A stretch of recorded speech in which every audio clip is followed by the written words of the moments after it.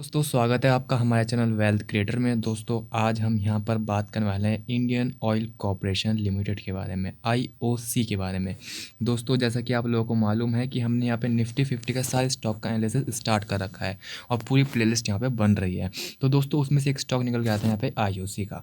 ठीक है दोस्तों, हमने रिसेंटली भी यहाँ वीडियो डाली थी, इसमें हमने यहाँ बताया था आपको टाटा स्टील के बारे में कि टाटा स्टील यहाँ पे कैसा बेहतरीन स्टॉक है। अगर आपने ये वीडियो नहीं देखी, ऊपर आई बटन पर क्लिक करके ये वीडियो भी आप यहाँ पर देख सकते हैं। साथ ही दोस्तों आप यहाँ पे देख सकते हैं कि इंडियन ऑयल कॉर्पोरेशन का जो प्राइस चल रहा है 133.75 यहाँ पे इसका प्राइस चल रहा है, 133 रुपये 75 पैसे। आज दोस्तों इसके अंदर गिरावट देखने को मिली। आज हम यहाँ पे आईओसी का पूरा फंडामेंटल और टेक्निकल एनालिसिस करने वाले हैं, क्योंकि जैसे कि आप लोगों को पता ही है कि निफ्टी 50 के सारे स्टॉक दोस्तों अच्छे नहीं होते। निफ्टी 50 के भी यहाँ पे कुछ ऐसे स्टॉक होते हैं जो यहाँ पर आपको अपने पोर्टफोलियो में ऐड नहीं करने चाहिए बिल्कुल भी। ठीक है, क्योंकि पूरा निफ्टी 50 अगर इतना ही अच्छा होता तो कभी भी निफ्टी 50 अपने में से यहाँ पे स्टॉक को एग्जिट नहीं करवाता। कहीं ऐसे स्टॉक्स हैं जो अंडर परफॉर्म कर जाते हैं तो निफ्टी 50 उन्हें अपने से निकाल देता है। ठीक है, तो आप किसी ऐसे खराब स्टॉक में ना फंस जाओ, इसलिए हमने यहाँ पर पूरा निफ्टी 50 का एनालिसिस स्टार्ट कर रखा है। दोस्तों अगर आपने चैनल को सब्सक्राइब नहीं किया तो प्लीज़ सब्सक्राइब कर लेना और साथ में बेल आइकन को हिट कर लेना, ताकि आने वाली वीडियोज़ जो हैं कि बाकी स्टॉक्स किस टाइप के हैं आपको यहाँ पर पता चलता है। तो चलिए दोस्तों बिना देर करे शुरू करते हैं। सबसे पहले दोस्तों अगर मैं प्राइस की बात करते हैं तो आप देखते हैं 133.75 में प्राइस चल रहा है। आज की जो गिरावट देखने को मिली यहाँ पे 4% के आसपास यहाँ पे गिरावट देखने को मिली है। वहीं दोस्तों अगर मैं बात करता हूँ इसकी 5 दिन की, तो इसने 5 दिन के अंदर भी यहाँ पे ऑलमोस्ट स्टॉक फ्लैट दिखाई दिया। और अगर वहीं पर दोस्तों मैं 6 महीने की बात करूँ तो 6 महीने के अंदर स्टॉक ने यहाँ पर 30% का यहाँ पे शानदार रिटर्न दिए। और वहीं दोस्तों अगर मैं 5 साल की बात करूँ तो आप देखते हैं 5 साल के अंदर स्टॉक ने यहाँ पे 11% अभी भी नेगेटिव है, यानी 11% अभी भी लॉस में चल रहा है। तो आप देखते हैं कि स्टॉक के अंदर पिछले 5 साल के जो लेवल्स दिखाई दे रहे थे वो लेवल्स अभी तक नहीं लौटे हैं। ठीक है, उसी के साथ अगर मैं मैक्सिमम की बात करूं तो आप देखते हैं कि यहाँ पे स्टॉक बहुत अच्छा प्राइस पे चल रहा था। 2017 में स्टॉक का जो प्राइस गया था वो 220 रुपये तक यहाँ पे चला गया था 2017 में, 28 अप्रैल 2017 को। ठीक है, और इनिशियल की अगर हम बात करें तो आप देखते हैं कि सन 1999 में या फिर आप बोल सकते हो सन 2000 में यहाँ पर जो प्राइस चल रहा था वो 10 रुपये 11 रुपये प्राइस चल रहा था। उसके बाद स्टॉक कहाँ गया, 220 रुपये तक यहाँ पर ट्रेड करता हुआ नजर आया 2017 में। ठीक है, उसके बाद स्टॉक के अंदर लगातार गिरावट देखने को मिली और फिलहाल स्टॉक ट्रेड कर रहा है 133 रुपीज़ पर यहाँ पर। तो आप देखते हैं कि स्टॉक का जो यहाँ पर प्राइस चल रहा है बहुत ज़्यादा अभी डाउन चल रहा है, यहाँ पर बहुत ज़्यादा डाउन देखने को मिल रहा है दोस्तों। हालांकि दोस्तों जैसे कि आपको पता है कि पूरी मार्केट यहाँ पे बहुत तेज़ी में है, ऑल टाइम यहाँ पे हाई बन रहे हैं मार्केट के। ठीक है, अभी भी यहाँ पर 18,000 के अप्रॉक्सीमेटली मार्केट यहाँ पर निफ्टी की अगर हम बात करें तो यहाँ पर चलता हुआ नज़र आ रहा है। तो आप सोच सकते हैं कि 2017 में निफ्टी 50 कहाँ पर होगा जब स्टॉक अपना हाई लगा रहा था, और जब निफ्टी 50 हाई लगा रहा है तो स्टॉक ये कहाँ पर है। ठीक है, तो यानी कि आप लेवल देख सकते हैं किस तरह से स्टॉक यहाँ पर दिखाई दे रहा है। अब दोस्तों इसी में सबसे इंपॉर्टेंट बात आती है कि चलो ये बात तो सही है कि 2017 में हाई पे चल रहा था, और ये बात भी सही है कि 2021 में जब मार्केट पूरा हाई पे है तब भी स्टॉक 133 पे चल रहा है, यानी कि अभी बहुत ज़्यादा डाउन है। और अगर दोस्तों मैं यहाँ पे डाउन की बात करूँ ना कि यहाँ पे कितना ज़्यादा डाउन दिखाई दे रहा है स्टॉक, तो आप देखते हैं कि 38% 39% का स्टॉक यहाँ पे टूटा हुआ दिखाई दे रहा है अपने हाई से। ठीक है, तो मतलब इतनी ज़्यादा गिरावट क्यों है जबकि मार्केट भी हाई है, तो उसके पीछे कुछ रीजंस हैं यहाँ पर। तो वो रीज़न हम आपको आगे वीडियो में दिखाने वाले हैं, वीडियो को लास्ट तक ज़रूर देखिएगा। दोस्तों सबसे पहले यहाँ बात करते हैं मार्केट कैप की कि इंडियन ऑयल कॉर्पोरेशन कितनी बड़ी कंपनी है। तो लार्ज कैप कंपनी है, 1,31,280 करोड़ की यहाँ पे मार्केट कैप है। ठीक है, करंट प्राइस 133 के अप्रॉक्सीमेटली का चल रहा है, ये यहाँ पे अपडेट नहीं हुआ है। हाइस ने 142 का लगाया था, लो 83.20 का 52 वीक्स में। स्टॉक का पी 5.11 का हो रखा है और ROC यहाँ पे 14.8 का है, ROE 20.9 का है, बुक वैल्यू 136 रुपीज़ है। यानी कि आप देखते हैं कि अपनी बुक वैल्यू के आसपास स्टॉक यहाँ पे ट्रेड करता हुआ नजर आया है। डिविडेंड यील्ड यहाँ पे काफ़ी ज़्यादा अच्छी है, 8.61% की यहाँ पर दोस्तों डिविडेंड यील्ड है। फेस वैल्यू यहाँ पे 10 रुपीज़ है, स्टॉक कोई भी स्प्लिट नहीं हुआ है फिलहाल इसका। इसके बाद दोस्तों की रिजल्ट की बात करें तो जैसे कि लॉन्ग टर्म में आपने देखा कि कई सालों से स्टॉक के अंदर 2017 के बाद से गिरावट है, तो हम यहाँ पे क्वार्टरली रिजल्ट नहीं देखेंगे, हम यहाँ पे देखेंगे इसके ईयरली रिजल्ट की। ईयरली जो रिजल्ट है इसके कंपनी के वो किस टाइप के यहाँ पर दिखाई दे रहे हैं। अगर दोस्तों हम यहाँ पे बात करते हैं 2010 की, 2010 तक का ही यहाँ पर डाटा मौजूद है। 2010 में 2,50,000 करोड़ का यहाँ पर कंपनी सेल्स क्या करती थी। ठीक है, उसके बाद यहाँ पे इसकी सेल्स 3 लाख करोड़ गई, 4 लाख करोड़ गई। ठीक है, 4,61,000 करोड़ गई, 4,80 और 8,000, 4,88,000 करोड़ अप्रॉक्सीमेटली गई, 4,49,000 करोड़ अप्रॉक्सीमेटली गई।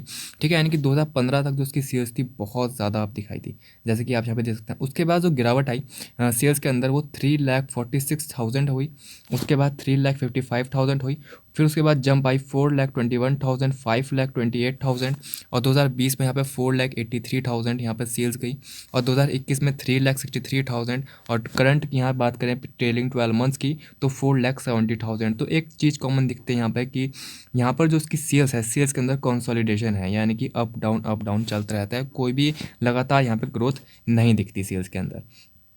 उसके बाद वहीं पे अगर हम प्रॉफिट की बात करते हैं, नेट प्रॉफिट, जितनी सेल ज़रूरी होता है उतना ही यहाँ पर नेट प्रॉफिट भी बहुत ज़रूरी होता है। तो आप देखते हैं कि 10,000 करोड़ का यहाँ पर सेल्स नेट प्रॉफिट हुआ था कंपनी को 2010 में। उसके बाद 7,000 करोड़ के अप्रॉक्सीमेटली का, या फिर आप बोल सकते हैं 8,000 करोड़ का, फिर 4,000 पहुँच गया, फिर 4,400, फिर 7,000, फिर 4,900, फिर 12,000 करोड़, फिर 19,000 करोड़। ठीक है, इस तरह से यहाँ पे बढ़ता हुआ देखने को मिला अचानक से। उसके बाद 22,000 करोड़, फिर यहाँ पे एक गिरावट आई 22,000 करोड़ के बाद 17,000। उसके बाद यहाँ पे लॉस हो गया 2020 में। उसके बाद फिलहाल की यहाँ पर बात करें 2020 का नहीं है, 893 करोड़ का यहाँ पर है इसका, 2020 का यहाँ, ठीक है। 2020 में इसको लॉस हो गया 893 करोड़ का। उसके बाद 2021 में 21,000 करोड़ का यहाँ प्रॉफिट हुआ, फिर 25,000 करोड़ का प्रॉफिट हुआ। तो आपने एक चीज़ यहाँ पर भी देखी, प्रॉफिट के अंदर भी यहाँ पर जो है कंसोलिडेशन है, लगातार यहाँ पे ग्रोथ नहीं है। यहाँ पे ग्रोथ देखने को आपको ज़रूर मिली, फिर उसके बाद यहाँ पे गिरावट, फिर उसके बाद यहाँ पे ग्रोथ हो सकता है, फिर उसके बाद यहाँ पे आपको गिरावट दिखाई दे। ठीक है, तो इस टाइप का जब कंपनी के जो प्रॉफिट हैं और जो सेल्स हैं वो अप डाउन चलती है और यहाँ पे अच्छा खासा पोटेंशियल नहीं दिखाई देता सेल्स के अंदर या फिर प्रॉफिट के अंदर, तब स्टॉक भी इस तरह से कंसोलिडेट करने लगता है, इस तरह से ऊपर नीचे, या फिर 2017 में कभी हाई लगाया, फिर 2018 में हाई लगाया, फिर 2019 में स्टॉक गिर गया। जिस तरह से यहाँ पर सेल्स और प्रॉफिट चलता है उस तरह से स्टॉक भी चलता है। फिर यहाँ पे लॉस हुआ, स्टॉक नीचे आ गया, फिर प्रॉफिट हुआ, स्टॉक थोड़ा ऊपर चला गया। ठीक है, तो इस तरह से स्टॉक यहाँ पर परफॉर्म करता है, इस वजह से यहाँ पे अच्छा खासा रिटर्न नहीं देखने को मिलता लंबे समय में दोस्तों। और साथ ही साथ जैसा कि आपको मालूम ही है क्या है कि यहाँ पर कंपनी क्या करती है, पेट्रोल और डीजल का यहाँ पर काम करते हैं, या फिर आप बोल सकते हो पेट्रोलियम है। ठीक है, और इसका जो फ्यूचर है वो कोई बहुत ज़्यादा ब्राइट दिखाई नहीं देता। अगर हम लंबे समय की बात करें, अभी की बात नहीं कर रहा, 2, 4, 5, 10 साल की बात नहीं करते, कम से कम यहाँ पर 20 साल की बात भी करें। ठीक है, तो 20 साल के बाद अगर यहाँ पर कहीं ना कहीं 20 साल 25 साल के बाद हमें इसका जो फ्यूचर है वो कहीं ना कहीं ख़त्म होता हुआ देखने को ज़रूर मिलेगा। लेकिन मैं आपको साथ ही यहाँ पर बात बता दूँ कि ऐसा नहीं है कि 20 साल तक ये पेट्रोल जो है इस तरह से जाएगा, उसके बाद एकदम से ऐसा जाएगा, नहीं। इसका जो जिस तरह से स्टॉक प्राइस आपको देखने को मिल रहा है लगातार नीचे आ रहा है, कैसे स्लो वे में नीचे आ रहा है, बहुत तेज़ी में नहीं आ रहा, स्लो वे में आ रहा है। ठीक है, इस तरह से इसका आपको स्टॉक प्राइस भी नीचे देखने, जिस तरह से स्टॉक प्राइस नीचे देखने को मिल रहा है, इसी तरह से यहाँ पर आने वाले फ्यूचर में भी इसकी जो डिक्रीज़ है, स्टॉक प्राइसेस हो चाहे सेल्स हो चाहे प्रॉफिट हो, वो भी आपको इसी तरह से देखने को मिलेगा। लेकिन इस कंपनी के अंदर एक पॉजिटिव चीज़ है, वो बहुत अच्छी है। अब वो क्या है, पहली चीज़ यहाँ पे डिविडेंड काफ़ी अच्छा है कंपनी का। दूसरी चीज़, लार्ज कैप कंपनी है, 1,31,000 करोड़ की, तो 2 चीज़ ये हो गई। अब तीसरी चीज़ क्या है यहाँ पर, जैसे कि मैं आपको यहाँ पे एक चीज़ दिखाता हूँ, मेरे को यहाँ पे दिखा है, देखो कि पिछले 10 साल में जो ग्रोथ रही सेल्स की सिर्फ 2% रही, पिछले 5 साल में 1% रही, 3 साल में -5% रही। तो यहाँ पे ये चीज़ देखनी बहुत ज़्यादा ज़रूरी है। अगर सेल्स में ही ग्रोथ नहीं होगी तो स्टॉक प्राइस में किस तरह से ग्रोथ होगी। ठीक है, प्रॉफिट की ग्रोथ की बात करें तो 10 साल में 11%, 5 साल में 14%, 3 साल में यहाँ पे -1%।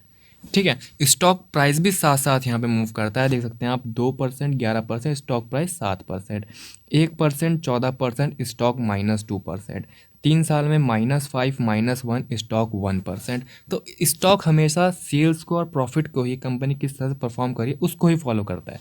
ठीक है, तो यहीं पे ये परफॉर्मेंस आपको देखने को मिल जाती है। उसी के साथ दोस्तों यहाँ पे बैलेंस शीट मेरे को काफ़ी अच्छी दिखती है कंपनी के। कैसे, जैसे कि आप देखते हैं रिजर्व जो है 1,19,000 करोड़ का यहाँ पे रिजर्व है कंपनी के पास। बोरोइंग 1,08,000 करोड़ के अप्रॉक्सीमेटली की है। तो हाँ, बिल्कुल बात सही है कि बोरोइंग जो है वो रिजर्व से थोड़ी सी कम है। ठीक है, जिसकी वजह से यहाँ पे कंपनी को बच जाता है सीधा सीधा लगभग आप बोल सकते हो 10,000 करोड़ के लगभग यहाँ पे कंपनी को बच जाते हैं रिजर्व में, अगर कंपनी अपने रिजर्व से अपनी बोरोइंग चुका दे।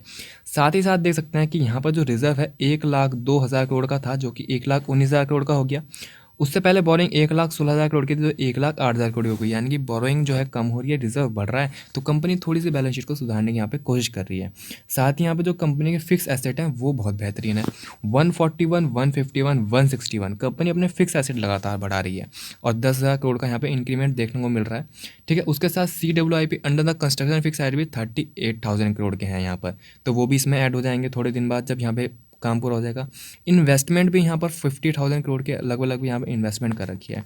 तो आप देख सकते हैं कि 1,30,000 करोड़ के लगभग की कंपनी हो गई, साथ में यहाँ पर कंपनी के पास रिजर्व भी हो गया, और फिक्स एसेट 1,61,000 करोड़ के हो गए, रिजर्व यहाँ पर 1,19,000 करोड़ का हो गया, साथ में CWIP 38,000 करोड़ का हो गया, इन्वेस्टमेंट 50,000 करोड़ का हो गया। तो यहाँ पर काफ़ी ज़्यादा वैल्यूएशन मतलब इसकी बैठ जाती है, काफ़ी ज़्यादा यहाँ पे अच्छा खासा जो हमें पैसा है कंपनी के पास देखने को मिल जाता है। लेकिन जो सेल्स हैं वो ज़्यादा इतनी अच्छी देखने को नहीं मिलती और प्रॉफिट इतना ज़्यादा अच्छा देखने को नहीं मिलता। तो अब इसका जो यहाँ पर रिजल्ट है वो रिजल्ट क्या आता है? तो दोस्तों रिजल्ट सिर्फ एक ही है कि इसको अगर लेना है तो सिर्फ डिविडेंड के तौर पर लेना है, क्योंकि देखो कंपनी एकदम से कभी बर्बाद नहीं होगी। जिस हिसाब से कंपनी के पास फिक्स एसेट है, कभी अगर बाय चांस कंपनी डूब भी गई तो फिक्स एसेट इतने सारे हैं कि अपने सारे फिक्स एसेट यहाँ पे सेल करके यहाँ पे सब शेयर होल्डर का पैसा आराम से कंपनी दे सकती है, कोई प्रॉब्लम नहीं होने वाली।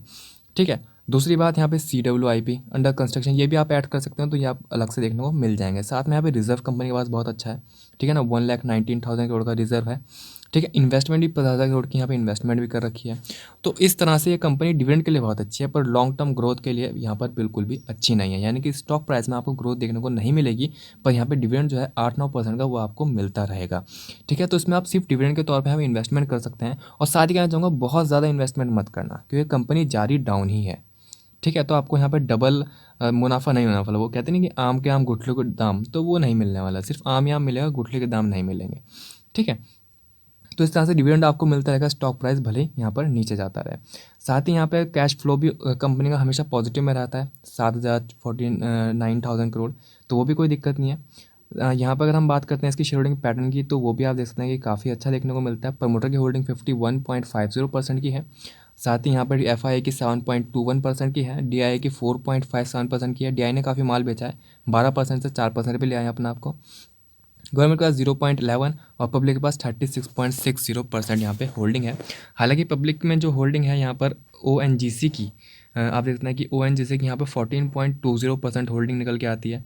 ऑयल इंडिया लिमिटेड की 5.16% निकल के आती है। IOC शेयर्स ट्रस्ट की 2.48 निकल के आती है। और LIC ने पोजीशन बनाई है तो 8.19% यहाँ पे ले लिया। तो आप ओवरऑल देख सकते हैं कि यहाँ पे सिर्फ और सिर्फ 6% ही पब्लिक को दे रखी है, बाकी सब यहाँ पे प्रमोटर, FIDI और बड़े बड़े दिग्गज लोगों के पास है। तो कंपनी का शेयर होल्डिंग पैटर्न बिल्कुल सेफ है, और जो फ्यूचर है वो ज़्यादा ब्राइट नहीं है। ठीक है। पर डिविडेंड बहुत अच्छा है। तो इस हिसाब से आपको अगर जो भी इसमें चीज़ सही लगता है उस हिसाब से आप यहाँ पर इसमें इन्वेस्टमेंट कर सकते हो। बात आती है कि सर ठीक है, मान लिया हमने डिविडेंड के लिए इसे खरीद भी लेते हैं, तो लेकिन इसे कब खरीदें, कौन सा प्राइस जो है इसका सही रहेगा? क्योंकि अगर अभी 133 पे खरीद लिया, स्टॉक लगातार नीचे गया, तो ये तो 120 115 पे ट्रेड करने लगेगा। तो वो भी देख लेते हैं टेक्निकल में। इसके बाद दोस्तों आप देखते हैं चार्ट पर हमने 1 डे की कैंडल लगा रखी है। ठीक है। और यहाँ पर इसका मनी फ्लो चल रहा है 64 का।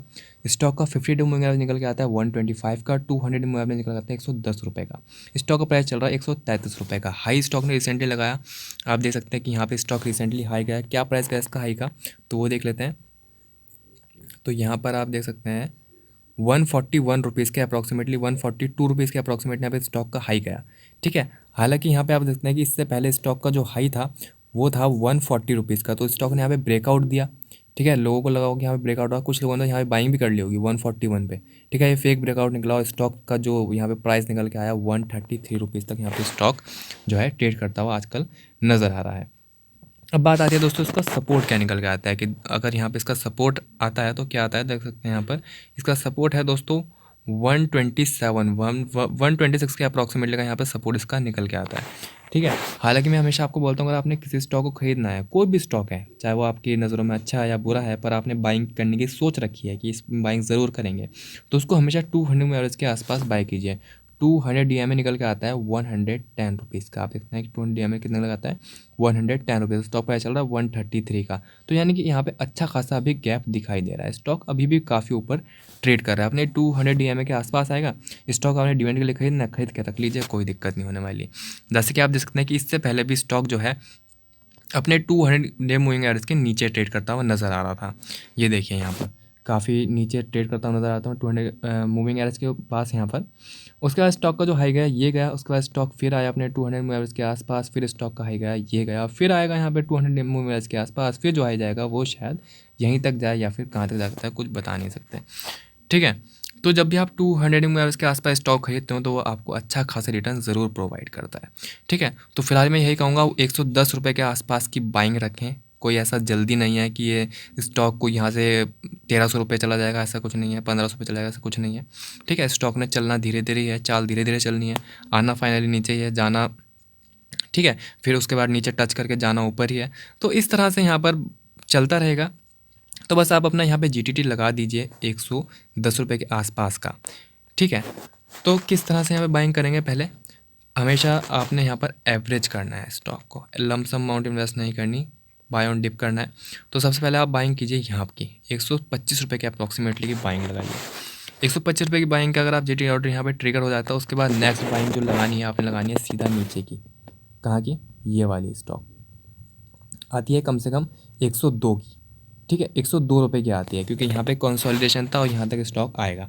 तो आपने 125 पे बाइंग करना है, फिर उसके बाद 102 पे बाइंग करनी है। जो एवरेज निकल के आएगा 125 और 102 के बीच का, वो लगभग 110 रुपये के आसपास आएगा, जो कि आपका यहाँ पे 200 मूवर्स के आसपास निकल के आ जाता है। उसके बाद जो आपको रिटर्न मिलेगा बहुत ही दोस्तों अच्छा मिलने वाला है यहाँ पर। तो दोस्तों इस तरह से आपने बाइंग करनी है, बाय ऑन डिप करना है, सिर्फ और सिर्फ डिविडेंड के लिए बाय करना। तो कोई इसमें बहुत ज़्यादा इन्वेस्टमेंट कर देना, सिर्फ अपने पोर्टफोलियो का 10% ही इस स्टॉक को देना।